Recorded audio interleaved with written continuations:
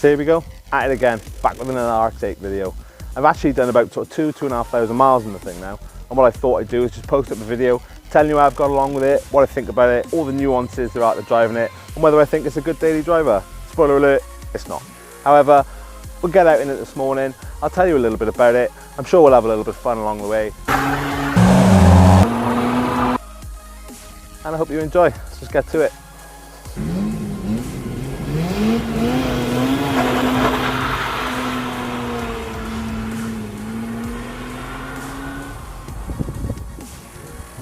Okay, so we're going to start with the economy, with the fuel consumption. And as most of you are probably aware, they're not great on these cars. However, it is something, and that is very, very consistent. Consistently bad, but consistent nonetheless. I seem to get somewhere between sort of 8.5 and 19 miles to the gallon. And it's so consistent that with every single tank of fuel I put into it, I always get between 220 and 230 miles. The first 5 or 6 tanks that I put through it, what I did was try several different driving styles. From keeping the revs low with a little more throttle or less throttle, to letting it rev out a little more but keeping it below 5,000 RPM and using less throttle, more throttle, etc, etc. I tried several different styles, and each one of them netted me almost exactly the same fuel economy. And you might think, oh great, I could stuff it everywhere. That's actually not the case. When you stuff it at full throttle and you get over about 5,000 RPM, it really starts to drink it. The last video we shot on the RX8, I actually only got about 190 miles to a full tank. And that's because I was stuffing the guts out of it for hours. So if you're keeping it under 5,000 RPM, you sort of get one kind of fuel economy. And then if you're over 5,000 RPM, you kind of get the other side of the economy.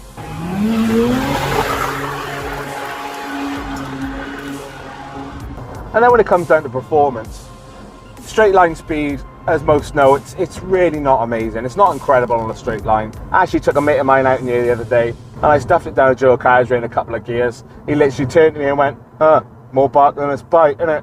But that's very relevant. I mean, it sounds great, it revs really high, it is quite a screamer, but it doesn't really give you a lot of speed.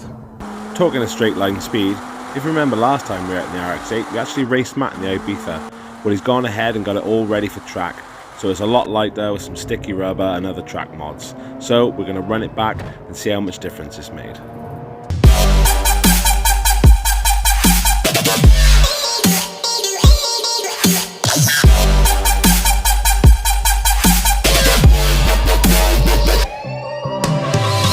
Matty's done a lot of work with that Ibiza. He's got sticky rubber on there, lightweight wheels. He's ripped for 150 to 180 kilos off it, perspex windows, removed all his AC, etc, etc, etc.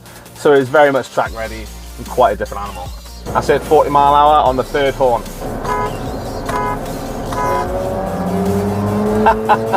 Not even close.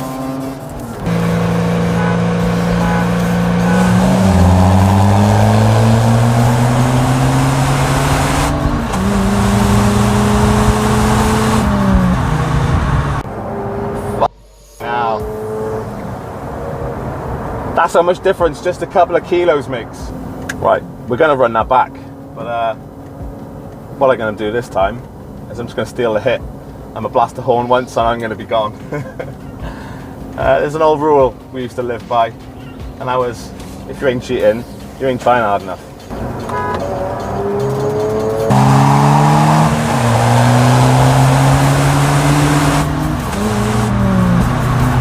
He was on to me. With a car like this, it's really all about the chassis and the performance you get in the corners. And I gotta say, it is absolutely outstanding. It corners so well, it is so controllable and so forgiving. If you wanna have fun with it, you can have fun with it. You need to be at lower speeds, you need to rev the guts out of it, but you can have a laugh with it and you can slide it about.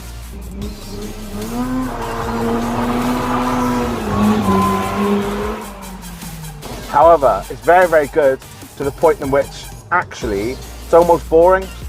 It is so well balanced and so well poised that you just throw it into a corner, you stamp your foot on the throttle, and because it doesn't produce a lot of torque, it's not going to spin you out. If anything, as you're coming into a corner with your foot down, you'll get a little bit of understeer, and then as you straighten up, that will kind of slip out into oversteer, but it's never more than just kind of stepping out on you. And if you're at lower speeds and it does kind of overstep on the back end, come off the throttle 10 or 15%, snap, it'll straighten itself right back up. Like I said, super forgiving, very, very predictable, but to its downfall almost. It's never going to catch you off guard, but it's never really going to light a fire in you either. I mean, some people love that sort of handling. I do, and like I said, you can have a laugh with it as well at slower speeds. And I'm always very confident that it's never going to catch me off guard. And I can really throw it around and get aggressive with it. And it just kind of laps it up. It loves it. Throw the abuse at it. It takes it. It's never going to try and scare you. It's never going to try and kill you. So overall, great handling. Maybe a little bit boring. We're again going to compare this to Matty's car, knowing that he has sticky rubber, coilover suspension, and he weighs less than a ton. Bearing in mind the RX8 has budget tyres with broken coil springs. Let's see if he can stick with us around the corner. Because even with his tyres and his suspension, I don't think he can keep up.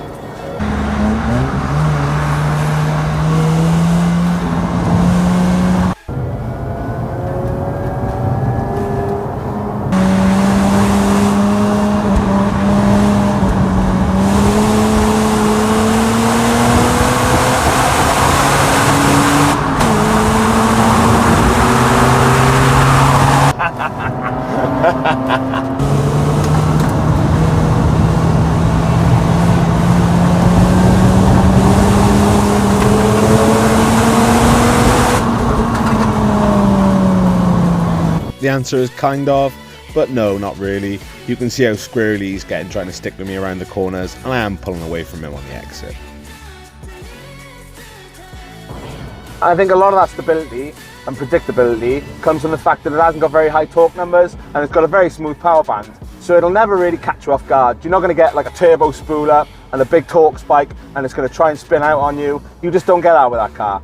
Over about 5,000 RPM when it's making peak torque, it doesn't ever really feel like it's coming on song. It does get a little more lively over 7, but not aggressively, which is great when you're racing around because it does give you that stability. So I think on track, you'd be spot on. However, those torque numbers on the road does normally leave me wanting something a little bit more. I actually have an affiliate sponsor for the channel now. It's with Amazon. I'm not asking you to go there and buy anything specific, but if you want to support the channel, next time you're shopping on Amazon, just go there through my link in the description. It won't cost you anything, as Amazon will just give me a small percentage of your purchase for advertisement, and I'll donate half of anything I get to help for heroes. So next time you need anything from Amazon, just go there through my link. It won't cost you a penny, and you'll be supporting the channel and supporting the troops. That's a win-win-win. The biggest issues I get with the low torque numbers is when I'm trying to accelerate at low speeds. Like now, 6th gear, 40 mile an hour, 2000 RPM. I floor it. 42, 44. You know, it doesn't produce any torque below 2000 RPM, and that can be quite difficult. If you want to accelerate, you've got to come down to 4th. Now it'll pick up nicely. 50, 55, etc. And this shows even more when you're trying to climb a hill. There's a steep hill going up to the Star Pub where I live, and normally I'll hit that sort of 30, 40 miles an hour, and I've actually got to get it from 6th down into 3rd to get the revs above 4,000 or 5,000 RPM so that I can climb the hill. So you've definitely got to go up and down the gearbox a little bit, but that's not a massive issue because, like I said earlier, with the fuel economy, you're not using any more fuel, having to get it down the gears and get it to rev. And that brings me nicely on to the gearbox and the gear ratios. I think what Mazda tried to do with this was find a balance. I think they wanted a nice chassis, a racy car, rear-wheel drive. They wanted it to feel sporty. They wanted it to go quite well. But I think on the flip side, they wanted it to have 4 doors. They wanted it to have 4 seats. They tried to make it as economical as possible. So they tried to make it for everybody. They kind of hit it with this wide brush and just try to find something that'll please everybody. In fact, if anything, I'd say that's probably the thing I like least about this car is the gearbox. So when it's down low and you're just kind of cruising it about, in 1st, 2nd and 3rd, it kind of feels okay. It feels like any other car you drive on the road. Ooh, right behind us. Yeah. Yeah.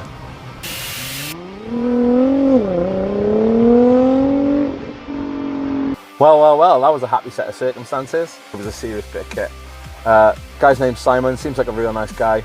I've got his number and we're going to set something up and we're going to feature that on this channel sometime soon, hopefully in the next few weeks. So stay tuned for that because I think it'll be a great one. Anyway, back to reality. Let's finish this video first, is it?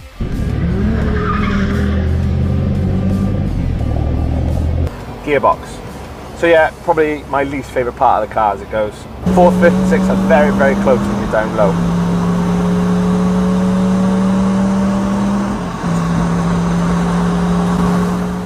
and I'll often find myself skipping 2 or 3 gears. I'll get up to 25, 30 mile an hour in 3rd gear, and if I'm on a flat, straight 30 mile an hour limit, I'll dunk it straight in the 6th.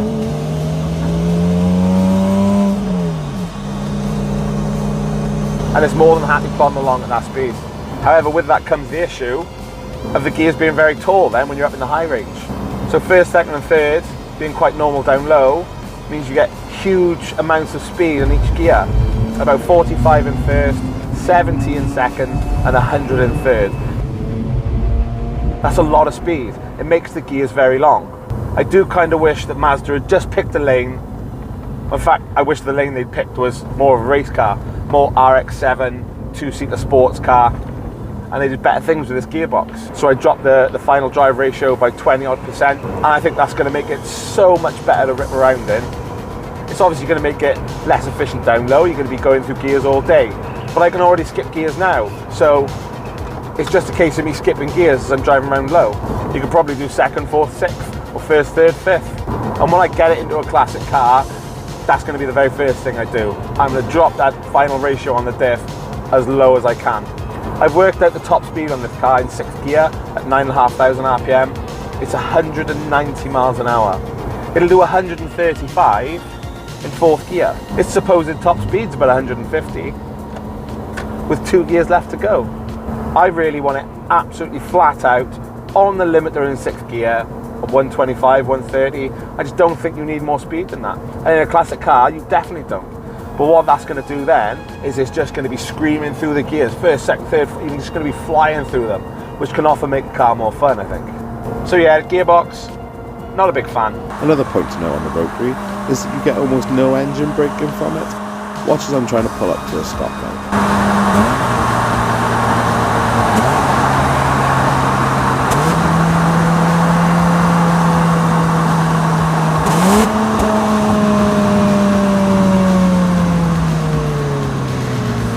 Well, it's actually kicking on a little bit in the day now. As you can see, it's getting dark, so we're probably just going to leave it there. What I thought I'd do though is just give you my final thoughts on the car.